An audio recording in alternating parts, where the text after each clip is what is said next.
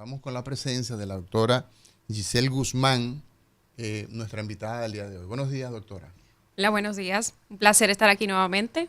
Bueno, para nosotros es una honra que usted saque ese tiempo precioso que tienen los profesionales de la salud. Yo creo que todos los profesionales en la mañana tenemos el espacio más crítico, es en el horario de la mañana, los que hacemos vida activa en la profesión, pues nos cuesta mucho, a mí en particular me cuesta mucho este esfuerzo de romper la mañana y estar acá, pero qué bueno que contamos con usted en el día de hoy. Una honra realmente estar con usted en Cátedra Médica. Doctora, la pregunta obligada, ¿qué es un nefrólogo? ¿Qué es ese médico que le llaman nefrólogo?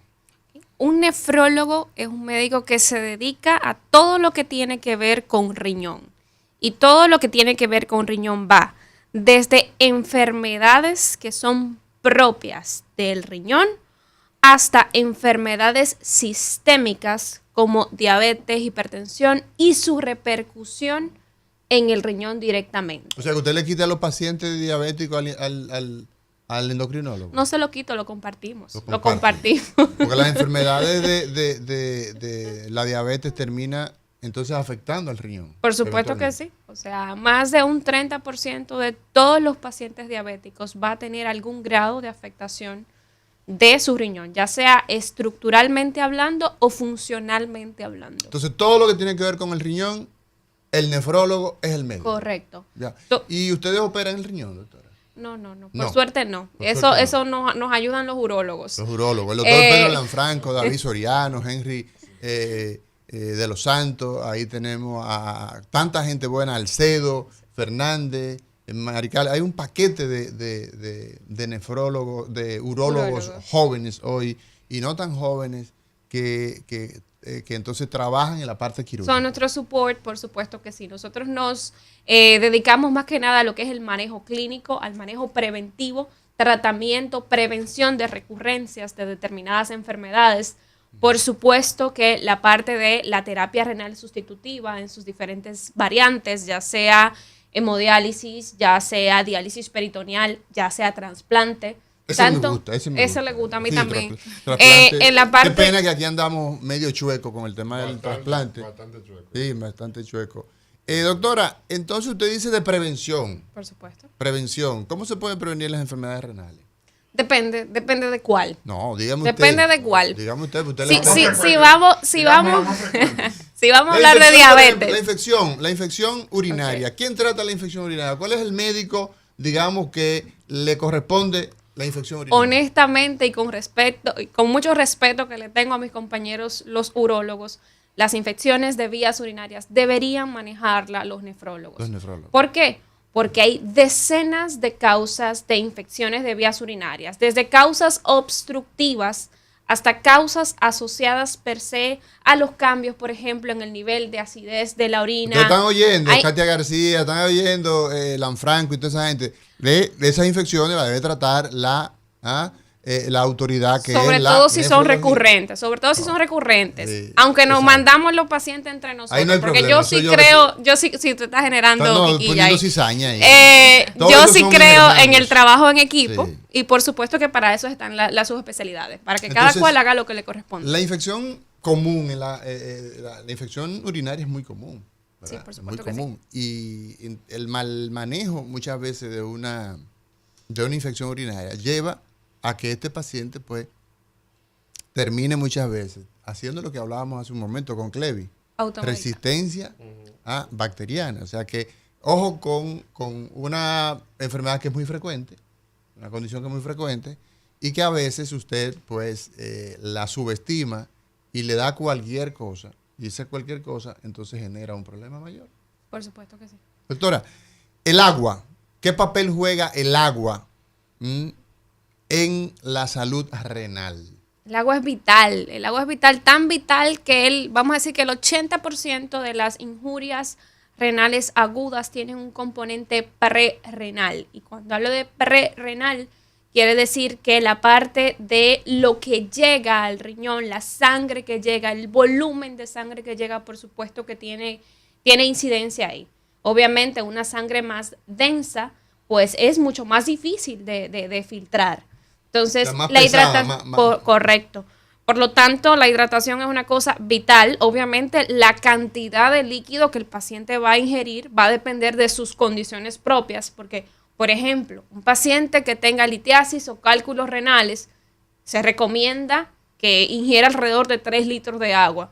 Jamás en la vida yo le voy a decir eso a un paciente que tiene falla cardíaca y litiasis renal. Uno tiene que adaptar al paciente. Pero sí, el agua es vital. Doctora, entonces eso significa que nosotros somos propensos a cuando consumimos poca cantidad de agua a desarrollar enfermedades renales. Sí, eso no es uno de los factores que puede incidir, es un factor de progresión de daño renal, por así decirlo. El hecho de someter a estos órganos que son tan gentiles, por así decirlo, de forma constante a una deshidratación persistente. Incluso hay muchas, ya en momentos más extremos, por así decirlo, hay muchas entidades sistémicas que pueden provocar un daño renal marcado, por ejemplo, asociado a que el paciente esté muy deshidratado, un golpe de calor, por ejemplo, una cosa que se llama rhabdomiólisis, que es que se rompan las células musculares de forma masiva y que estos pigmentos que están dentro de las células se depositen en el riñón. Uno de los triggers, uno de los exacerbantes, pues por supuesto que está asociado a deshidratación. Me estoy yendo como que más a un límite extremo, por así decirlo, pero sí puede pasar. ¿Okay? Aquí entonces hacemos énfasis en la importancia que es de consumir agua. Entonces, pero, y el tema, hay algunos que plantean, doctora, que, caramba, por ejemplo, hay un cálculo que se debe hacer, y esto es importante para la gente, que de tiempo en tiempo pues está buscando fórmulas para tener una idea, una guía de qué cantidad de agua me toca. Por ejemplo, ¿existe una regla para calcular la cantidad de agua entre hombre y mujer, entre el tamaño, el peso y todo esto? Sí, porque mira, mucha gente habla, los famosos 8 vasos, ¿verdad? Pero no sabemos si es 8 vasos de... Si son 8 vasitos. 8 vasitos de café, 8 vasos de 8 onzas, en fin. Sí. Háblenos un poco de esto, porque hay otros, y esta sería una segunda pregunta.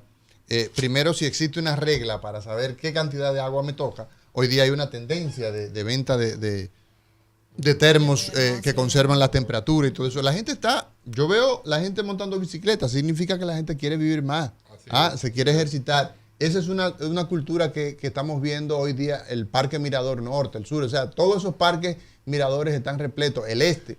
Ahora, hay algunos que piensan, doctora, y esta sería la segunda pregunta, que el poner demasiado a funcionar el riñón pudiera terminar dañándolo. O sea, ¿qué desierto es eso de que hiperhidratar, tomar tanta agua, o sea, poner ese órgano, eso es un mito o realmente hay algo de aquiescencia? Okay. Lo primero que tenemos que estar claros es que yo siempre digo, depende y al paciente hay que adaptarlo. Yo no le puedo decir a todo el mundo, mira, tómate 2, 3 litros de agua al día, porque las condiciones del paciente... 3 litros de agua, doctora, 3. Sí, vamos, sí. Wow. Las condiciones van a depender del paciente. Sí. ¿Ok?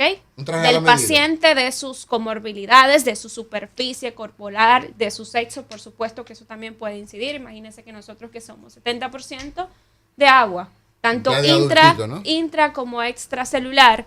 Entonces, por supuesto que es indispensable nosotros adaptar al paciente antes de dar una recomendación de decirte, mira, 2 o 3 litros. No.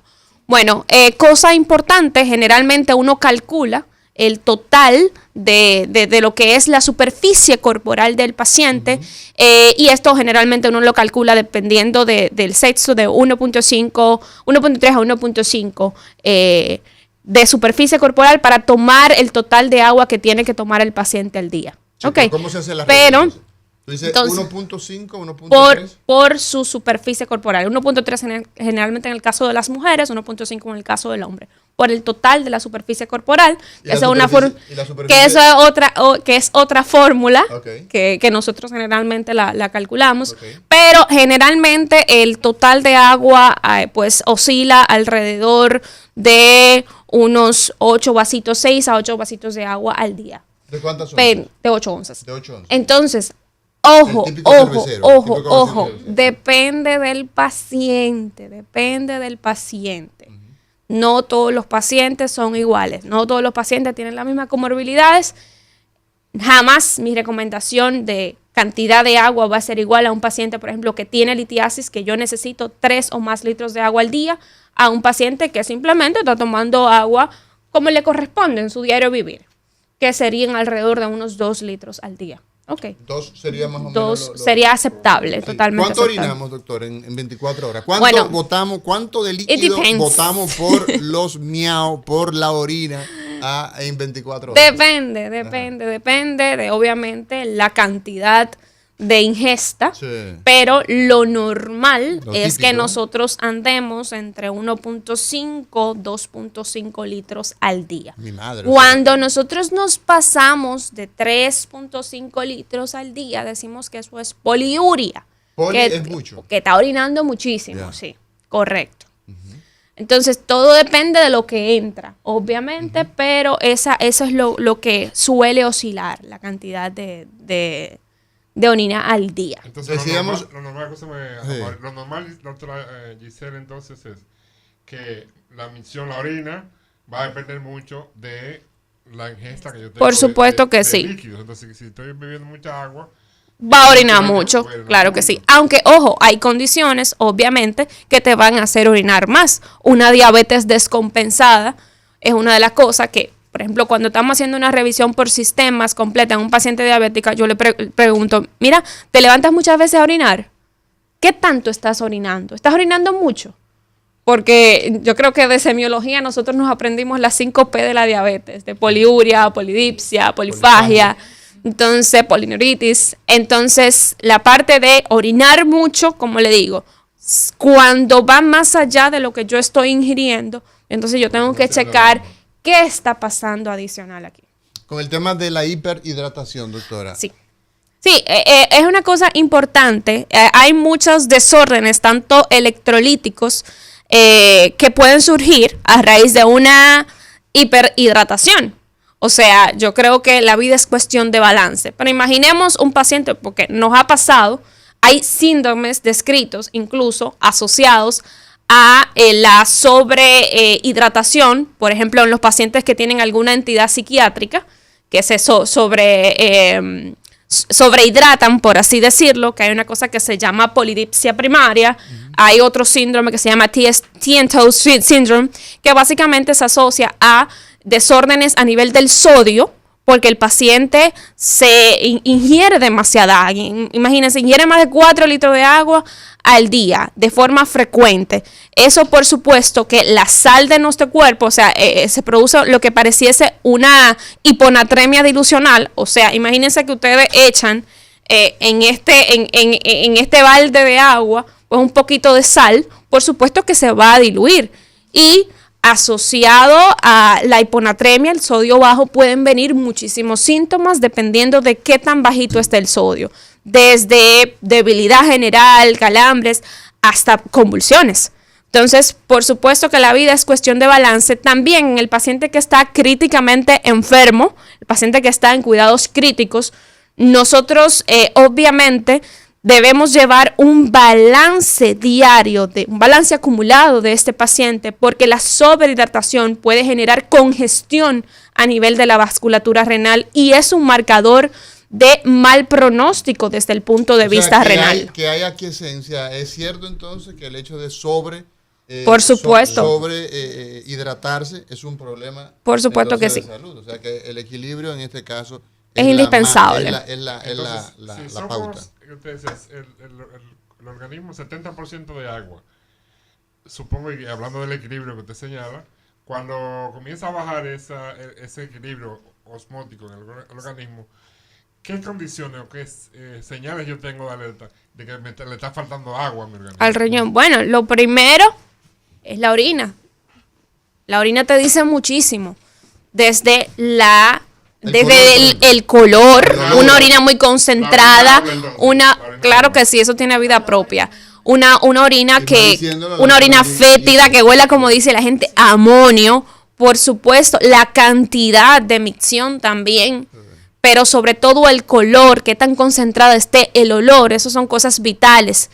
Ojo con las espumas. Yo siempre le digo al paciente, usted no tiene por qué tener espuma en la orina. Pero entonces, cuando cae el chorro, es lógico que haga una espuma ahí. Pero esa espuma se desaparece. Okay. No es lo mismo que parezca que se echó un mistolín el día antes o antes de que la persona pase al baño. Sí. Porque es un dato de que puede haber un daño renal. Y muchos pacientes me han llegado, por ejemplo, a mi consulta bajo este precedente. La orina con espuma, es una señal de que pueden haber proteínas. Pueden haber problemas ahí en ese riñón. Correcto. Dejando escapar proteínas. Doctor Roberto Lafontaine. Doctora, una pregunta Cuéntame. que sale de eso mismo que usted está diciendo. Si usted tiene la oportunidad de entrar a un baño, acabando de salir una persona, y usted ve, no, la persona no descargó el inodoro, Muy mal. usted puede decir si esa persona tiene problemas renales o no. Bueno, hay cosas que uno podría, hay detallitos que uno podría inferir. Sí. No es que yo me voy a devolver a buscarlo y que venga que lo voy a llevar a la consulta. Pero hay cositas que sí. Hay cositas que sí se pueden inferir, como le digo, espuma en la orina, una orina muy concentrada, o cambios en la propia coloración de la orina, no solamente concentración. Hay pacientes que tienen condiciones sistémicas, por ejemplo, que te provocan una orina muy, muy, muy oscura, como una entidad que se llama fenicelturín. Sí. La espuma, ya eso lo habíamos conversado, sangre en la orina, no hay por qué tener sangre en la orina. Entonces sí hay cosas que de primera instancia uno puede observar y decir, bueno, esto es un signo de alarma, necesito buscar ayuda. Okay. Doctora Giselle Guzmán, el tema nuestro es litiasis, pero es imposible hablar de una enfermedad en particular sin que nosotros pues veamos las particularidades. El sistema urinario se compone, como todos sabemos, el riñón, pero el riñón tiene otras partes. ¿Cuáles son esas otras partes? Claro que sí, tenemos los uréteres, tenemos la vejiga, tenemos la uretra, que yo le digo al paciente, ese es el cañito por donde sale la orina. ¿El caño por donde sale la orina se llama? Uretra. Uretra. Entonces, la orina viene de la vejiga. La orina viene inicialmente producida, obviamente, de la filtración de la sangre. No, pero me refiero, la uretra es por donde sale la orina, ¿verdad? Eso es correcto. Y esa orina viene desde la uretra, le antecede la vejiga, que es el depósito. Sí, ¿no? por supuesto. Y entonces usted hablaba también de qué? De los uréteres. Los uréteres. Son la uretra y uretra. pero no es lo mismo. No es lo mismo. No son vecinitos. Entonces, así. Tienen la vejiga que los esto? separe. ¿Cómo sería Entonces, la arriba tenemos las dos habichuelitas, que son los riñones. Los Cada riñones. habichuelita tiene una manguerita por donde baja la orina. Esa Son manguerita. Son dos riñones, ¿verdad? Bueno, la Normal. mayoría de nosotros Hay gente tiene que dos tiene riñones. más de 2 riñones. Por supuesto que sí. ¿Y Hay menos que de 2 riñones? Claro que sí. Mucha gente por ahí anda con un solo riñón y ni siquiera se ha enterado. Ok. Porque hay un proceso de hipertrofia compensatoria Ujú. en la que pues ese riñón que no se desarrolló durante el periodo de formación, por así decirlo, pues toma esa función, Exacto. crece y ejerce y usted no se da cuenta y muchas veces de forma incidental te hace una sonografía, tú tienes un solo riñón. Y en ese mismo sentido, el que tiene 4 riñones puede donar 2 y se queda bien. O sea, Lo tiene que 2 en pasa es reserva para donar. Porque funciona que bien. no Él es siempre, ortopeda, que él es no- ortopeda, no siempre. que no siempre O sea, esos son- riñones son funcionales. Ah. Ese es el punto. Hay que ver dónde están, hay que ver si Ok. tienen. Porque muchos están como un remanente Ok. del desarrollo. Muchos se encuentran por ahí, atróficos, están ahí, pero no Pero están no tienen haciendo una ninguna función. función. Doctora Giselle Guzmán, en Cátedra Médica, nos vamos a una pausa y seguimos con todas estas preguntitas, porque son la justificación que Roberto Lafontaine, el doctor Rafael Montero, y bueno, yo de ñapa, de entrar en el tema de las piedras en los riñones, o como dicen los doctores, litiasis renal.